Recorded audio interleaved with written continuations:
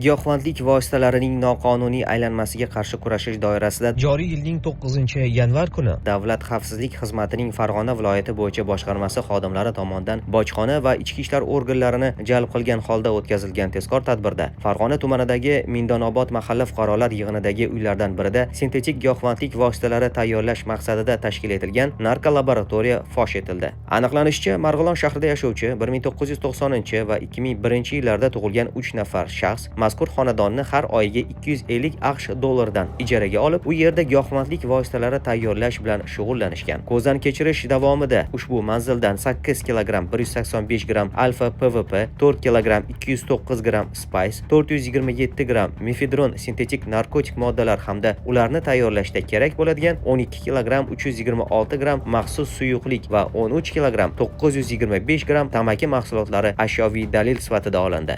Sintetik giyohvandlik vositalar, ularni tayyorlaydigan prekursorlar va ularni foydalanadigan jihozlar anjomlar aniqlandi. Ekspertiza xulosasiga ko'ra, tezkor tadbir davomida olingan jami 12 kg 821 g sintetik narkotik moddalarning qora bozordagi bahosi 9 milliard 185 million so'mni tashkil etadi. Tergovga qadar tekshiruv davomida aniqlanishicha, qonunbuzarlar internet tarmog'i orqali giyohvandlik vositalari sotish bilan shug'ullanuvchi jinoiy guruh a'zolari tomonidan zakladka usulida yetkazib berilgan xom ashyo mahsulotlari asosida narkotik moddalar tayyorlab, viloyat bo'yicha belgilangan xufiya joylarga qoldirib, ularning lokatsiyasini jinoiy guruh a'zolariga yuborib turishgan. Buning evaziga uchala shaxsning har biri haftasiga kriptovalyuta ko'rinishida 500 AQSh dollaridan maosh olgan. Hozirda mazkur shaxslarga nisbatan Jinoyat kodeksining 273-moddasi 4-qismi B bandi bilan jinoyat ishi qo'zg'atilib, qamoq ehtiyot chorasi qo'llanildi.